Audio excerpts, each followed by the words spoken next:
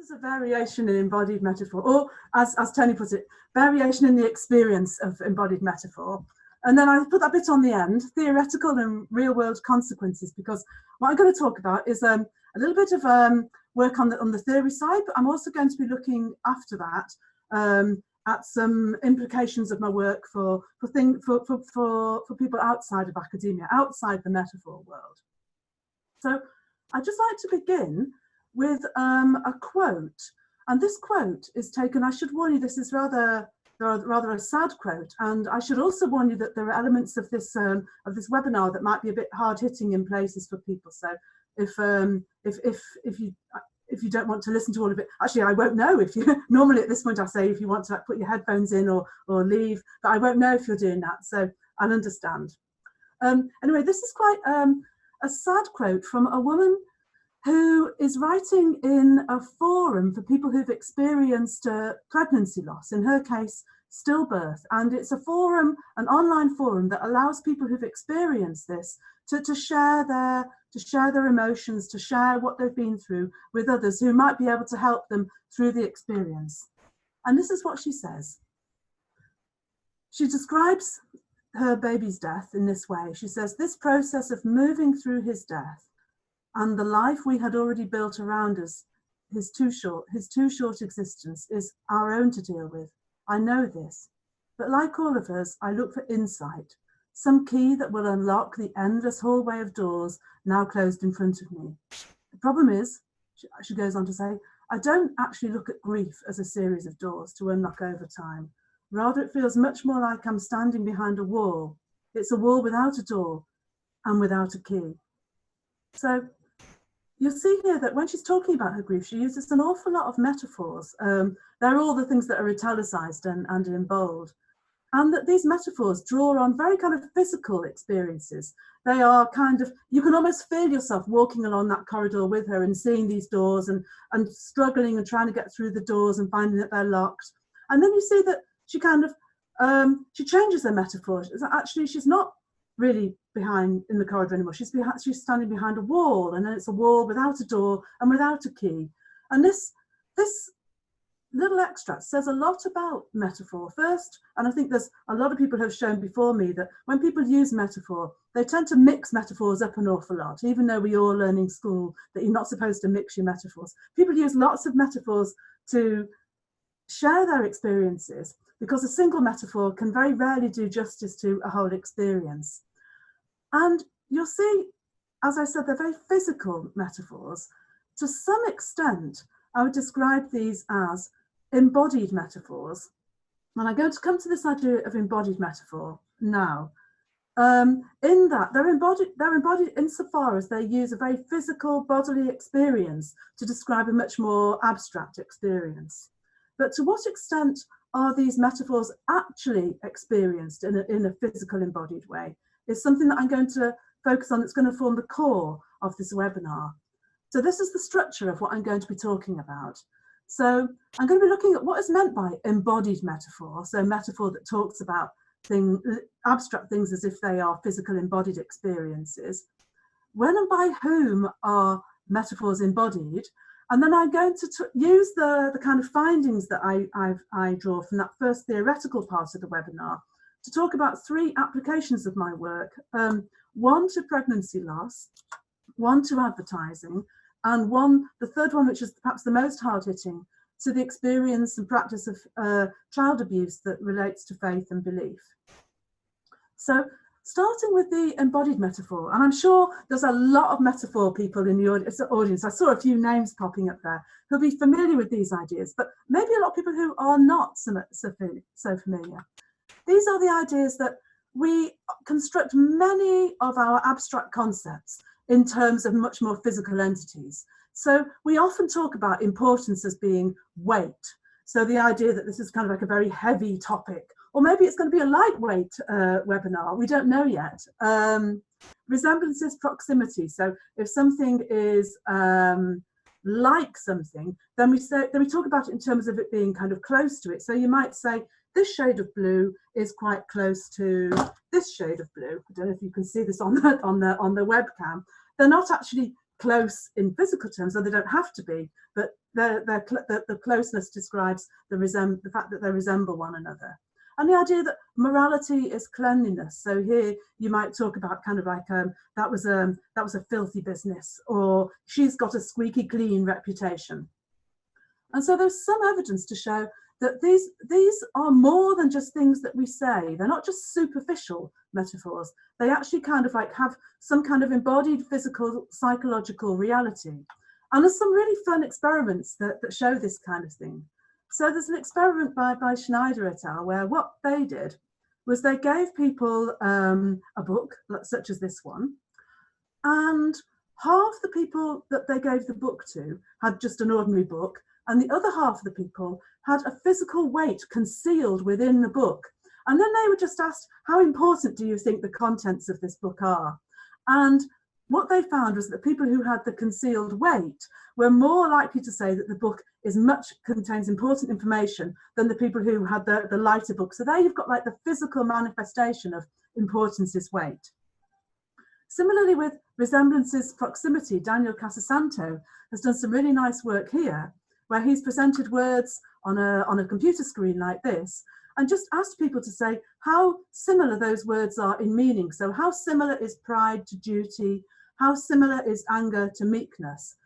And his manipulation is to position the words further apart on the screen. So sometimes you'd see them like this, and sometimes you'd see them like this. And what he found was that the words that were positioned further apart, people were more likely to say that they have different meanings than when they were close together. So again, you've got this kind of physical manifestation of this apparently linguistic feature. And finally, morality is cleanliness. And this is my favorite one. This is a study by Jeannette Littlemore. And what they did was they had a group of people who they invited into a room, two groups again. One half of the people in the room were told to think about, they were read a story with a very kind of moral overtone to it and asked to write out the story. And the other half of their participants were given a story with a kind of very immoral overtones. And then on the way out of the room, they said to people, well, would you like to have a present as a kind of thank you for participating in our study? They weren't told that this was actually part of the study. And the choice was between a pen and a packet of antiseptic wipes. And they found that the people who had been exposed to the immoral story were more likely to choose some wipes to kind of keep themselves clean. So this is really interesting because again, it shows that there's kind of like a physical impact of immoral behavior or reading about immoral behavior. So this is kind of like really embodied things. So these are these expressions, and people are experiencing them in a kind of almost physical sense, and to the extent that they need to wipe their hands after the immoral story. There's also evidence from neurological research showing that when people are being scanned, are having their brains scanned while they listen to language, you might have them listen to something like grasp the handle or kick a ball, and these both trigger sensory motor responses, but so do metaphorical equivalents such as grasp the concept and kick a habit. These also trigger these kind of responses, suggesting that they are experienced in a physical way, in the same way as the literal equivalents. And then you've got things like she had a bad day versus she had a rough day. So here you've got rough. That's a kind of it's a much more tactile, a much more touch-based adjective than bad. And when people again are in neuroimaging studies, the rough day is much more likely to trigger response in the somatosensory cortex than a bad day. So again, neurological evidence for really deep level experiences of these metaphors at an almost literal level. And then there's evidence from gesture as well. So we have a lot of evidence for these kinds of metaphors that we think are just in language, but we people talk about change in motion. I don't know if you can see me moving here. I'm not quite sure how big I am on your screen at the moment, but organization is physical structure, emotional intimacy is proximity, precision is tightness. So I'm only going to show him once in this webinar. He's not going to appear again. And then there's the work by 𝗪𝗟𝗋 and 𝗪𝗂𝗪, this famous paradigm where you talk about next Wednesday's meeting has been moved forward by 2 days. And in English, that can either mean Friday or Monday, depending on how you're construing the expression move forward. And they found that people's interpretations are very strongly influenced by the gestures that they're using. So if they're gesturing forward, people are more likely to think it's Friday. If they gesture backwards when they say the prompt, participants are much more likely to say Monday. So, and finally, from gesture, incongruent gestures cause more disruption to thought and comprehension processes than congruent gestures. So if I say organization is physical structure, or change is motion, or emotional intimacy is proximity, so here the gestures are contradicting what I'm saying, that confuses people. So again, so there's these 3 sources of evidence for the idea that these metaphors have a very embodied basis. So the idea, when we heard about the woman talking about being in the corridor and walking down the corridor, to some extent, even though that was metaphorical, we were kind of simulating that experience ourselves, possibly. And that's what I'm going to talk about in my talk. One of the things that's been said about these metaphors, and this links to the word possibly here, is Lakoff and Johnson back in 1999. They said, if you are a normal human being, you inevitably acquire an enormous range of primary metaphors just by going about the world constantly moving and perceiving. And by primary metaphors, I mean these embodied metaphors that I've just talked about. I have an issue here with this word normal human being. I don't know whether I'm a normal human being, whether you're normal human beings. I'm not sure if I've ever met a normal human being, but most people vary. Well, obviously people will vary from one person to another. It's problematic to use this idea of normal, and I'm going to come back to that in a minute. So that's the idea of roughly what is meant by embodied metaphor. And what I'm going to do now is challenge a little bit this idea of normal by looking at when and by whom are metaphors embodied. So first of all, looking at the when. So when I've mentioned lots of these so-called embodied metaphors so far in the webinar, it could be that you process them just at the level of the phrase, I've got your back, okay? It means I'm going to support you. It doesn't mean that I've literally got your back. Or in other situations, people might be understanding them just by thinking about their bodies. So not actually physically feeling them in their bodies, but just activating knowledge of our bodies in order to understand them. And then at the kind of deepest level, you've got this kind of physical, neurological response to metaphor, this kind of sensory motor responses. So in a way, you've got kind of a continuum going from the kind of like metaphor at the kind of superficial linguistic level all the way through to kind of physically experienced metaphor. And another way of putting this might be to say, like, when is it that a metaphor kind of wakes up, and when is it asleep? So when are we kind of experiencing it? So in the book that Tony mentioned, I'm not going to do book plugs throughout the talk or anything like that, but in the book that he mentioned, one of the things that I do is identify 5 features that are more likely to make a metaphor experienced in an embodied way rather than just kind of encountered on a more linguistic level. And I'm going to run through these now. So the first one is novelty. There have been studies that have shown that when metaphors are novel to the viewer and when they're presented in an emotional context, they are much more likely, they're significantly more likely to provoke neurological responses as measured through neuroimaging studies. And these are the authors at the bottom of the screen here. So, for example, this quote here, which is taken from an interview that I looked at with somebody working in the civil service, so that's the government administration in the UK, he describes his experience in this way. I'm running on this soapy conveyor belt, that's a conveyor belt, with people throwing wet sponges at me, and I've got this sodding great elastic band attached to my back.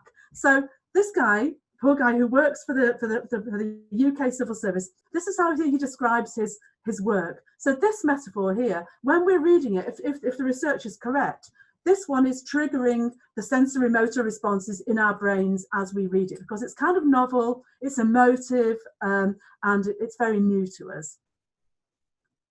Next set of research shows that metaphors are more likely to be embodied when they involve some kind of action. And as evidence in support of this claim, there's a study that I've been doing with colleagues Greg Woodin, Bodo Winter, Marcus Perlman, and Teenie Matlock. Sorry about the slightly stretched pictures in some of those things. I was trying to make them all the same size, but I've realised I've made some people look a bit weird. Sorry, Greg.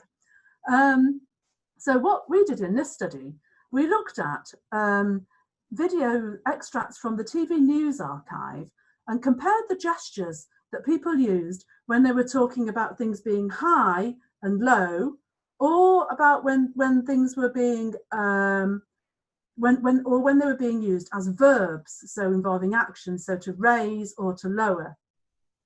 And we looked at whether the gestures co-occurred with the expressions, and we found that when people talked about low number and high number, and low standard and high standard, we found that across the board, down gestures were more common than up gestures, although there is a difference that they do go slightly down for the high standard. So people use fewer down gestures for high, but there's still more than the up gestures. But when it comes to the verbs, you notice that they completely switch the other way around.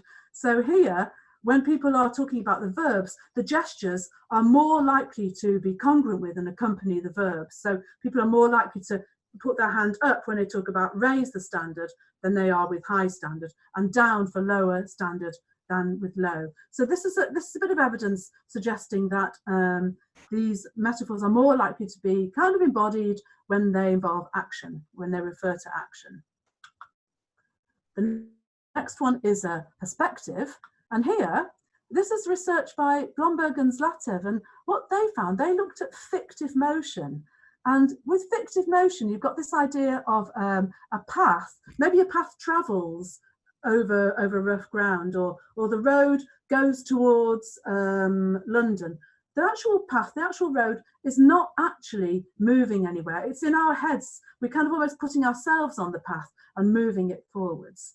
And there have been some studies that have shown that if people are reading or hearing an expression about the path runs over rough ground as opposed to the path runs over smooth ground, it takes them longer to look at the picture where the path is running over the rough ground than the smooth ground, suggesting that they are mentally simulating this image as they hear the expression. And what Blomberg and Zlatev found was that this effect is much stronger in the first person perspective, as in the picture on the left here, than it is in the third person perspective. So when you're actually kind of on the path, you're much more likely to experience this as a physical embodied metaphor. And the fifth thing which shapes the extent to which people will kind of experience metaphor as embodied or not is foregrounding. And here's just an example of foregrounding. This is a lovely extract that came from some work that I did where I interviewed a lecturer in business explaining the way companies work to a series of interlocutors. And I love this extract. She's talking about a business or a company. She says, I suppose you could think of it as a piano. So here you've got, very straightforward kind of resemblance metaphor here. This is the left hand of the piano keeping the old beat going. This is one where you might have to watch me again, and the keys going. And this bit could be the fancy fiddly bits on the right hand side, the right hand of the piano, high notes. And so you notice here there's kind of two metaphors going on. One is the piano, but the other one is the position of the hands, the low notes and the high notes. Now, I don't know about you, but I've never seen a piano that is shaped like this. For me, pianos are normally more like this.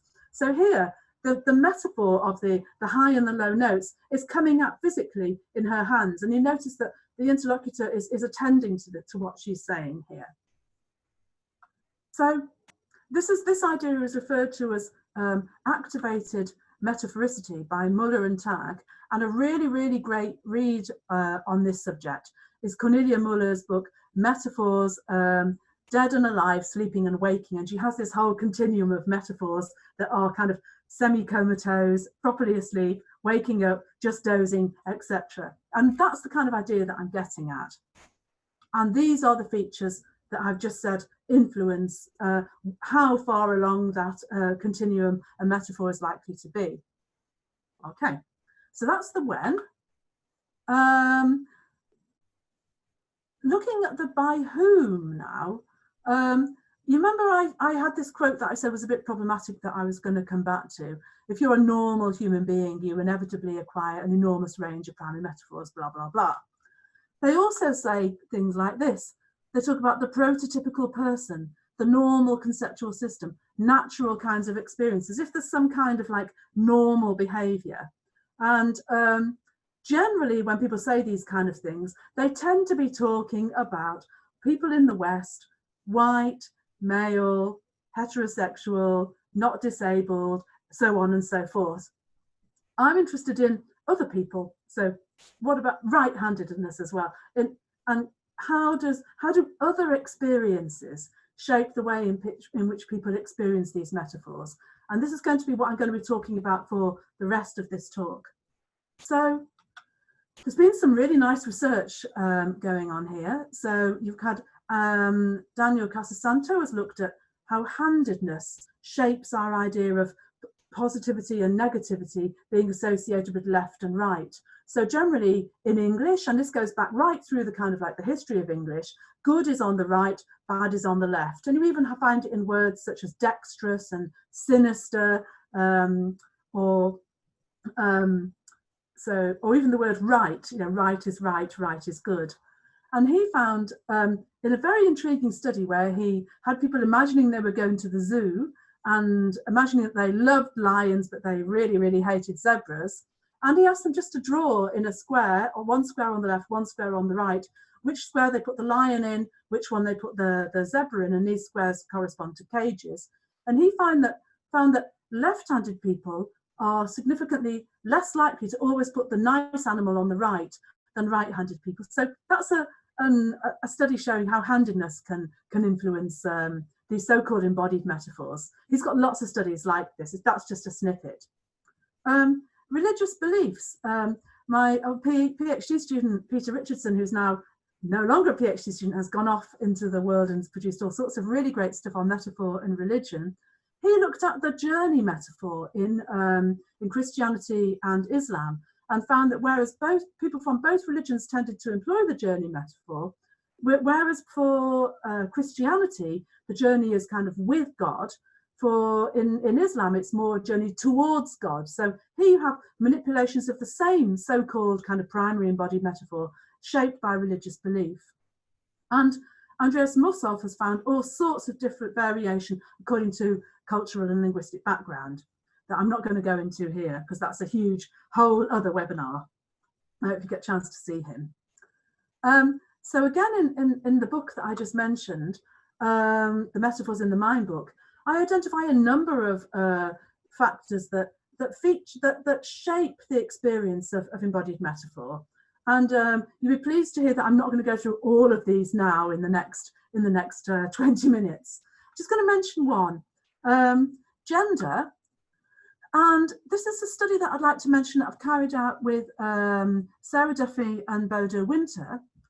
And what we did with this study was we worked with the vertical hierarchy. So just as a kind of like introduction, I want you to look at these two words and just think who has got more power here.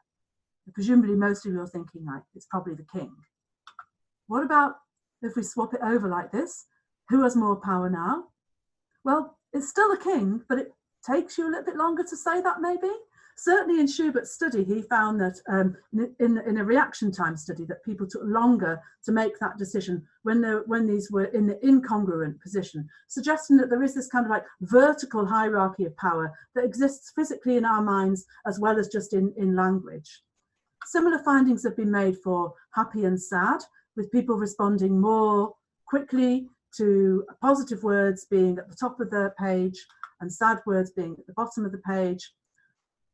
People are more likely to remember positive images when they're at the top of the page, and negative ones are at the bottom of the page. And when they're like this, they've been found to be harder to remember.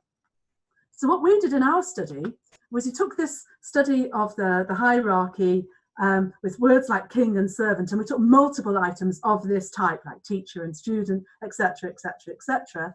And we factored in gender. We factored gender into the prompts, but also we looked at the gender of the participant. And then we conducted the same sort of study, mixed them all up. So we had things like male teacher at the top, male pupil, female teacher, female pupil, and lots of other terms like this. And then there were different manipulations according to the top or the bottom of the screen. And what we found, which was rather depressing, was a significant gender interaction. So people were quickest to identify who had more power and to get it right when it was male and high hierarchy at the top and female and low hierarchy at the bottom. And we also found that male participants were more likely to do this than female participants. So gender and interaction and frequency, gender interaction all the way. We also found some quite interesting frequency effects in that the behavior of our prompts also corresponded to distributions in corpora. So if, for example, a pupil and a teacher in a corpus is more likely to be male than female, then our response patterns and the reaction time distributions were sensitive to that and mapped onto the corpus distributions, which shows that these things are not always physically embodied, that they can be acquired through usage-based exposure to language. So what we've seen so far is there's variation across metaphors. So metaphors are most likely to be embodied when they're novel, emotive, active, first-person perspective, and when they're foregrounded. And there's a huge amount of variation across individuals. And these are some of the things that I found to influence that. Moving on now to some real-world applications of this stuff. And this is the part of the webinar that I should warn you contains some quite hard-hitting stuff, so just so you're warned. So I'm going to look now at three situations, well, two of the situations that I'm going to be looking at, pregnancy loss and child abuse. This is how people's experiences shape their experience of metaphor. Embodied metaphor in advertising, this is kind of a slightly different thing, and this is looking more at how people can use these findings in advertising in order to make it more effective. So quite different things, kind of like a sad thing, a happy thing, and then a sad thing. But I don't want to sound trivial there, even though I just did. So embodied metaphor and pregnancy loss. This is a project that I've been doing with a number of colleagues from cultural studies, law, also linguistics. And we've been looking at how people experience pregnancy loss, how they talk about the depression that they experience following it, and how they deal with that. And we've worked with a number of partners who work with people who've experienced this kind of loss, and a lot of you will be familiar with these kinds of organisations. And the reason why we've looked at metaphor here, because some people think this is a bit of an odd thing to be looking at metaphor in. Firstly, our rationale is that pregnancy loss is not a widely talked about topic, especially in the UK. It's a bit of a taboo.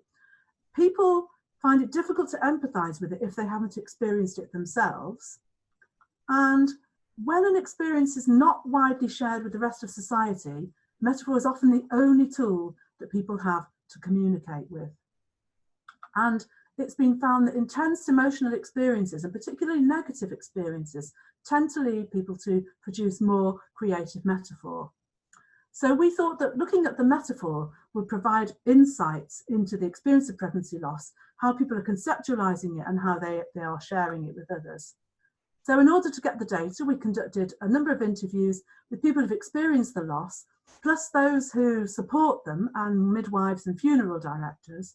And we asked about experiences of loss, decision-making and communication. We found about 70 or 80 categories of metaphor in our data, and we identified about 60 to 70 topics. Here I'm just going to very broadly look at three topics. So we're going to be looking at receiving the diagnosis, making decisions about pregnancy, and making decisions about memorialization. So all the findings that I'm going to talk about here fall into those kinds of topics. And these are some of the kinds of metaphors that people were using: journey, physical space, falling apart, being invisible, moving up and down, and so forth. I'm just going to give a sort of snapshot of our findings here. One of the things that we found is that a lot of the metaphors referred very overtly to embodied experience, but the embodied experience was a bit different from some of the embodied metaphors I talked about at the beginning of the webinar, because people would experience these metaphors on a physical and a metaphorical level. So they'd say things like this, and we had lots and lots and lots of these kinds of responses. So we're left with this emptiness inside of us, which is physical as well as emotional. Or it's not like a kind of losing a grandparent, it's like part of you and he's part of me. So it's like you've lost yourself. So you've got this, first of all, got this idea of it being physical and metaphorical, the loss. It's kind of, the embodied metaphor works on both levels at the same time. We also found a number of examples of mind-body split and personification of the body. My body hadn't caught on that I'd need some sort of induction, or the body's obviously very good at keeping hold of babies that it shouldn't do, or I knew my body could do what it had to do. But we found that very often when people kind of like distance themselves from their bodies, they could then blame their body for what had happened. So we had things like, my body had failed me totally, or I'm really angry with my body for letting me down, or my body hadn't realized that nothing was happening. So again, you've got these different ways of experiencing these quite embodied metaphors here. We also found some quite interesting things in terms of the metaphors that people use for time. So we have things like this: as we watched the seconds turn into hours, days, weeks, months, things felt hopeless. We had a hypothesis. You remember I talked about the next Wednesday's meeting research a few slides back. The idea that in English we can talk about, we relate time to movement, but it can be that we're moving through time. So we're looking forward to tomorrow, or we're looking back on what happened last week. So this is like the moving ego perspective of time. Or we can be stationary and time is moving over us. So for example, like Christmas is rapidly approaching, or more likely the exams are coming up quickly. And our hypothesis was that the people in our study would be using moving time metaphors much more often than moving ego ones because of a lack of agency. But in fact, that wasn't what we found. We found something completely different from that altogether. We found that people were much more likely to talk about being outside the timeline completely. So things like, the world is still carrying on, but your world has stopped. Or you are a bystander to your fate and future. And we found that the midwives that we talked to, a lot of them also got this, they kind of understood this, and they would say things like this about the way they helped people in their care. So this is one midwife talking about, the world is going round, that's the world you know, then when you have a baby that's died, you get off, you get on, it's still going round, and then you kind of get back on and you have to go at your own pace. So it's almost like a roundabout, and a child is a bit worried about going on and off this roundabout. And so this is a really nice way of helping someone through the experience of pregnancy loss. We also had people talking about the compression of time. So a lot of people talked about having to compress a whole kind of 18 years worth of experience, or a whole lifetime's worth of experience, into a few days. And we had one particularly poignant example from a dad who'd always been looking forward to having his first beer with his 18-year-old son, who of course was stillborn. He wasn't able to, but the midwives facilitated that. So this is midwives talking about how we've had a dad who's always wanted a beer. He said, I want a can of beer, dad and lad, and we facilitated that. We basically, his son was stillborn, so we let him have some beer in the family room with his baby. So basically they let him go into the family room with his baby and sit there with his baby's body and have that can of beer. So this is the kind of thing which is like, it's not literally having a can of beer with his son, but it is metaphorically having the beer with his son, but this compression of this experience. And this happened a lot. So they say he dreamt the dream. So I think that we learned that it's time to capture the memories. And so I speak to families and say, is there a dream that you're dreaming? And let's do it. And so we had stories of babies being taken out to see the stars, being shown their bedrooms, etc. And the final thing we found, which was a kind of different form of metaphorical thinking, there was a lot of talk of kind of almost continued existence of the babies, like the idea of these continuing bonds with the baby. So this is one woman talking about how she wanted him buried with other babies to keep him company. And then we had lots of people talking about taking a teddy to the post-mortem so he wouldn't be on his own, and so on and so forth. So these ways of talking about the baby, they're not logical in a stricter sense, capital L kind of sense of the word. They are quite figurative, but they reflect that they are meaningful, they're important behaviours for these people, and they reflect a different metaphorical experience of the world as a result of the pregnancy loss. So that was the metaphor in pregnancy loss. Moving on now to something completely different and completely more upbeat, embodied metaphor and advertising. We've been doing some research with an advertising agency, Big Cat, and we were talking to him about the power of metaphor and the things that make it work. And he came up with this good expression, how powerfully metaphor engages people. And it's really nice if you turn the ideas of embodied metaphor impacting people on a kind of physical level or a deep level. If you turn that around the other way, from the point of view of the person producing the metaphor and wanting to make it effective in the context of advertising, you want the metaphors to do that. So we've been working with him on how to make the metaphors more likely to be experienced at a kind of embodied level. And so we've worked on with a number of things that we talked about above. I'm just going to show 3 examples here. We've looked at and we've studied how the use of novel metaphor makes metaphor more likely to be engaging and embodied, action-based and metaphor that involves emotion and empathy. And we've got some quite fun studies here. So with novel, what we found, this is some research that we've done looking at website banners for a company. This is a training company that they're working with. And here you have the idea of training solutions. And in the background there, you've got this kind of stuff that looks like kind of like paint and solutions of paint being all mixed in together here. We found, we tested various versions of these kinds of banners on participants. And we found that when there were kind of like lots of potential figurative interpretations, they were much more likely to be appreciated, particularly if they're kind of novel ones. Here's another one, training tasters. And here you have this kind of view, I don't know if you can see it, you have these views of like a galaxy here. I should also say the red in these is eye tracking evidence. So people are kind of looking all over the screen to try and find meaning. And people are saying things like, it's like saying, try before you buy. You're sort of stepping into the unknown. That's been like a galaxy of the unknown. People liked these metaphors when they worked like this. We've also worked on another study with this agency for Umbrella, which is a sexual health charity that provides testing kits for people who have sexually transmitted infections. And we tried testing different formats of their campaign.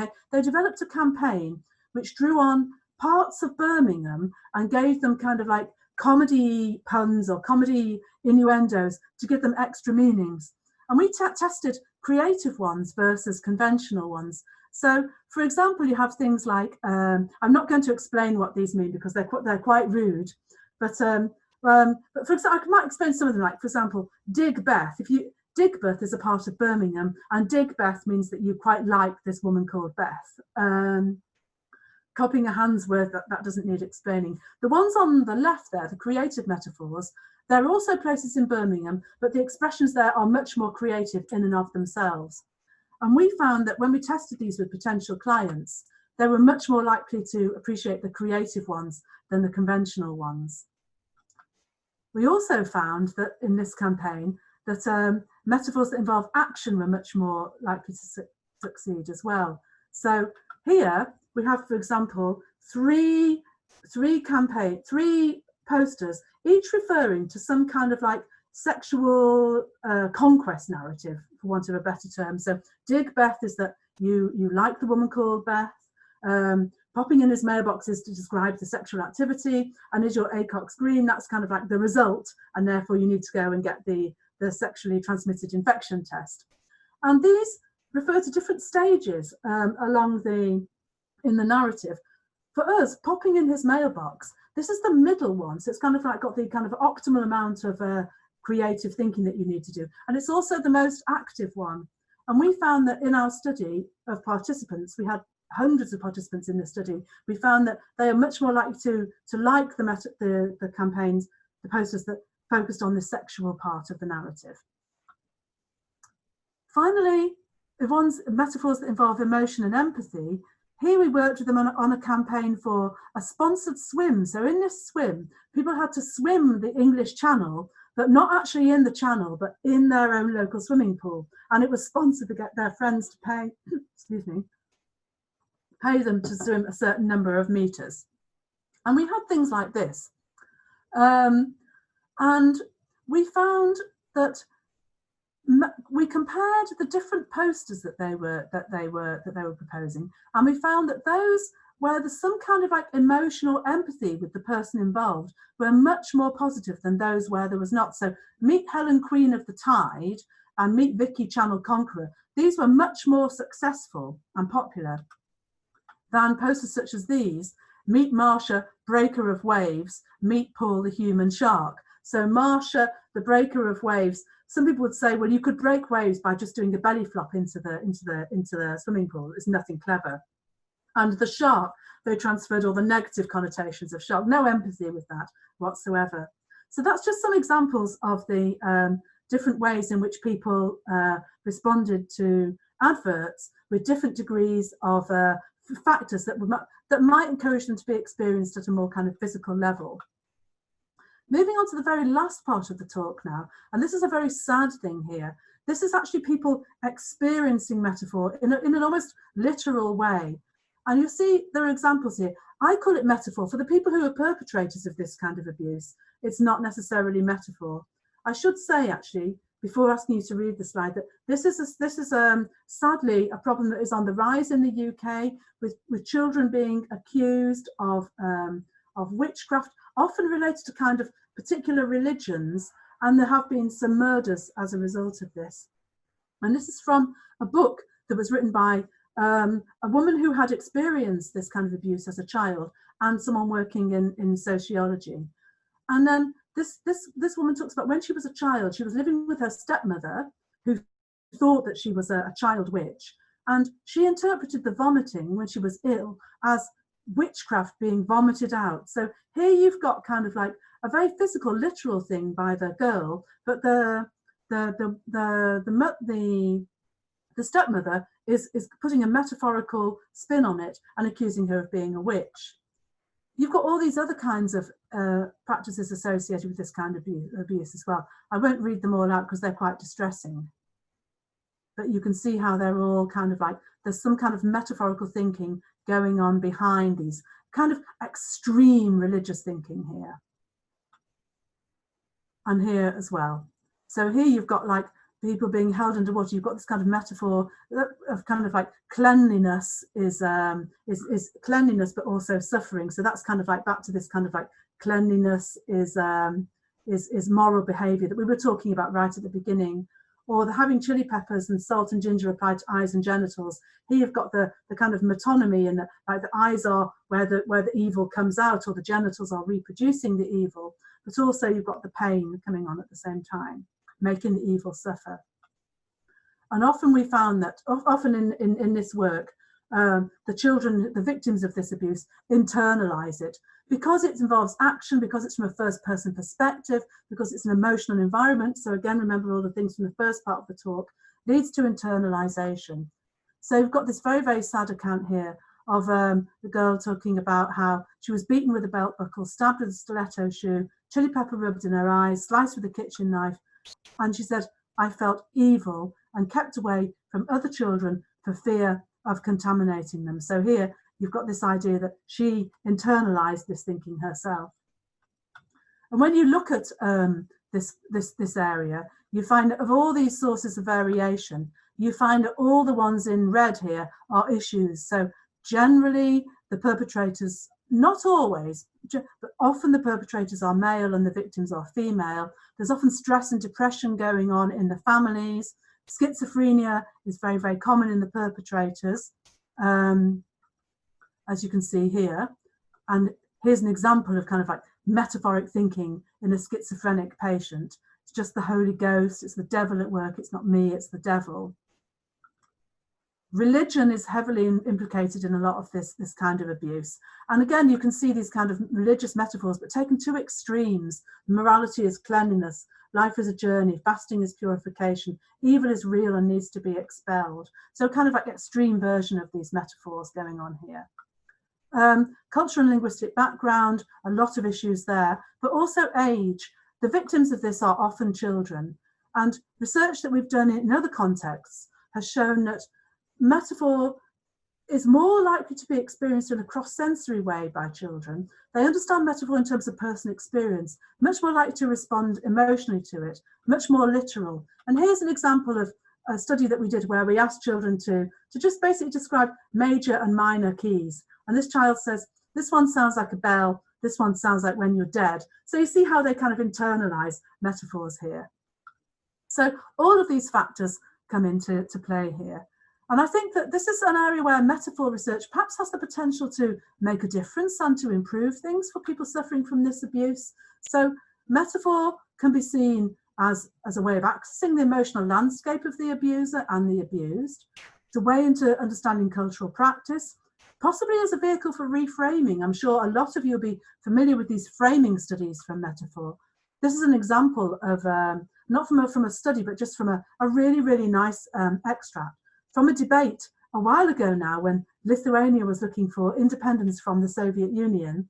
The Russian representative in the debate, the televised debate, sets up the metaphor as divorce. So he says to divorce immediately would be too radical a solution, as both countries would undergo a great deal of pain, stabilising their economies.